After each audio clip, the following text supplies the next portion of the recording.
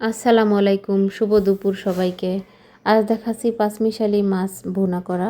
এটার কালার হবে অনেক বেশি সুন্দর আর খেতেও অনেক বেশি ভালো লাগে। প্রথমে আমি মাছগুলোকে লবণ আর হলুদের গুঁড়া দিয়ে তারপরে তেলে ভেজে নিচ্ছি। আর আমি কিছুটা সয়াবিন তেল দিচ্ছি, তারপরে তেলের মধ্যে একটু লবণ ছিটিয়ে দিচ্ছি, যেহেতু এই মাছগুলো ছিটে যাবে।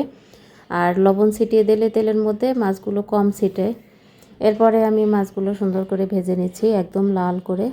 অন্য একটি কড়াইয়ে আমি কিছুটা সয়াবিন তেল দিয়ে দিচ্ছি। এরপরে পেঁয়াজ কুচি একটু বেশি দিয়ে দিচ্ছি। পেঁয়াজ কুচি দেওয়ার পরে তারপরে আমি কিছু সময় ভেজে তারপরে আদা রসুন বাটা দিয়ে দিচ্ছি 1 চা চামচের মতো। এরপরে এটাও একটু ভেজে নিচ্ছি। ভেজে তারপরে 1 টেবিল চামচের মতো দিয়ে দিচ্ছি পেঁয়াজ বাটা। আর এই বাটা পেঁয়াজটা দিলে এটা আসলে খেতে অনেক বেশি ভালো লাগে। এরপরে লবণ দিয়ে দিচ্ছি স্বাদ মতো, হলুদের গুঁড়া, মরিচের গুঁড়া আর ধনিয়া গুঁড়া।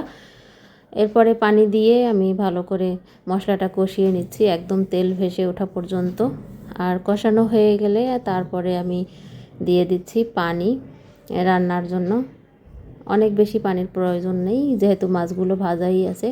আর পানিটা অল্প একটু গরম হয়ে এলে তারপরে আমি মাছগুলো দিয়ে নেড়ে চেড়ে একদম ভাজা ভাজা করে নামিয়ে নিচ্ছি। আল্লাহ হাফেজ এভরিওয়ান।